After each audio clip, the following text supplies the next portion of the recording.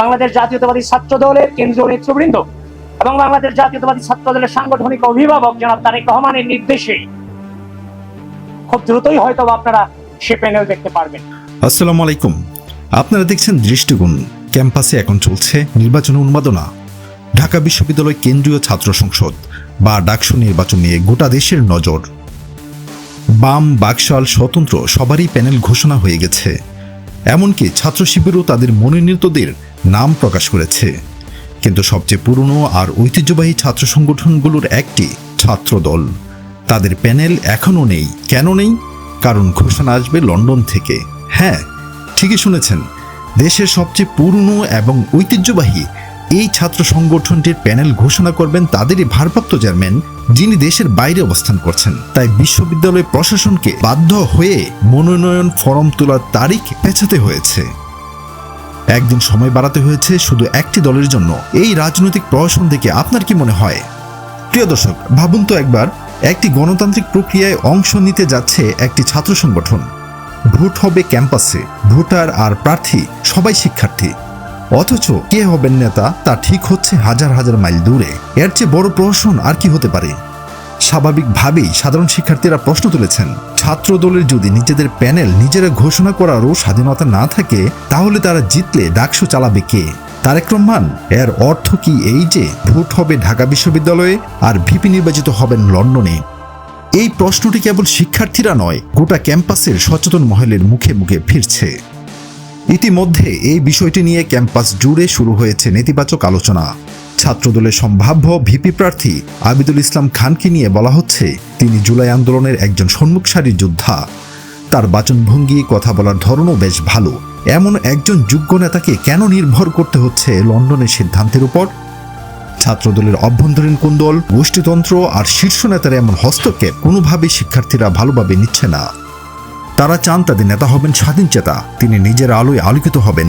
তিনি কেন লেজুর ভিত্তিক রাজনীতির সাথে যুক্ত হবেন? যে ছাত্রদল তাদের প্যানেল নিজেরাই দিতে পারল না, সেই প্রার্থীরা কি করে স্বাধীনভাবে শিক্ষার্থীদের অধিকার আদায় করবে? এটা একটা মৌলিক প্রশ্ন।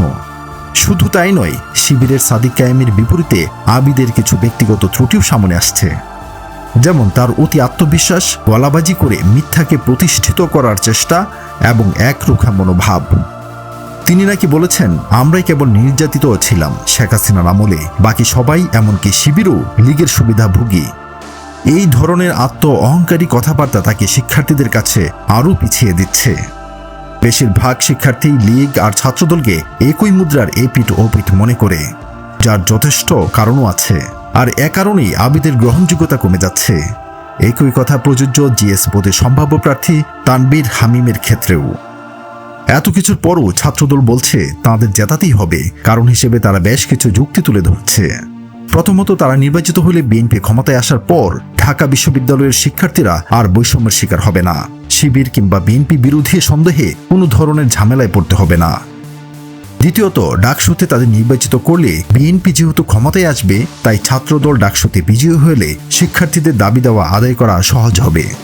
তৃতীয়ত, ছাত্রদল জিতলে সরকার, প্রশাসন এবং ডাকসু একই সুরে কথা বলবে, ফলে কোনো রাজনৈতিক সংঘাত বা ঝামেলা হবে না। চতুর্থত, তারা যদি এবারে নির্বাচনে বিজয়ী হয়, তাহলে প্রতি বছরই বিএনপি এই ডাকসু নির্বাচন দেওয়ার সাহস করবে। কিন্তু এইসব যুক্তি ঢাকা বিশ্ববিদ্যালয়ের মতো একটি সচেতন ক্যাম্পাসের শিক্ষার্থীদের বোঝানোর জন্য কি যথেষ্ট? শিবিরের জনপ্রিয় ভিপিজিএস প্রার্থী সাদেক কায়েম ও ফরহাদদের বিরুদ্ধে তারা কি আসলে ভালো ফল করতে পারবে? যখন একজন যোগ্য প্রার্থীকে তার নিজস্ব ক্ষমতা দিয়ে এগিয়ে যাওয়ার সুযোগ না দিয়ে লন্ডন থেকে নির্দেশ আসার অপেক্ষায় থাকতে হয়, তখন সেই দলের প্রতি সাধারণ ভোটারদের আস্থা কতটা থাকবে তা নিয়ে সন্দেহ থেকেই যায়। বন্ধুরা, আপনার কি মনে হয় ছাত্রদলের এমন নির্ভরতার রাজনীতি তাদের জন্য কতটা ক্ষতির কারণ হতে পারে? তারা কি আদৌ ডাকসুতে ভালো করতে পারবে? পুরো বিষয়টি নিয়ে আপনার মূল্যবান মতামত অবশ্যই কমেন্ট করে জানাবেন। আর যদি এই চ্যানেলে নতুন হয়ে থাকেন, তাহলে অবশ্যই সাবস্ক্রাইব করুন এবং পাশের বেল আইকনটি বাজিয়ে রাখুন, যাতে আমাদের কোনো ভিডিও আপনার মিস না হয়। ইনশাল্লাহ খুব শিগগিরই নতুন কোনো আলোচনা নিয়ে আপনাদের সামনে হাজির হব। আল্লাহ হাফেজ।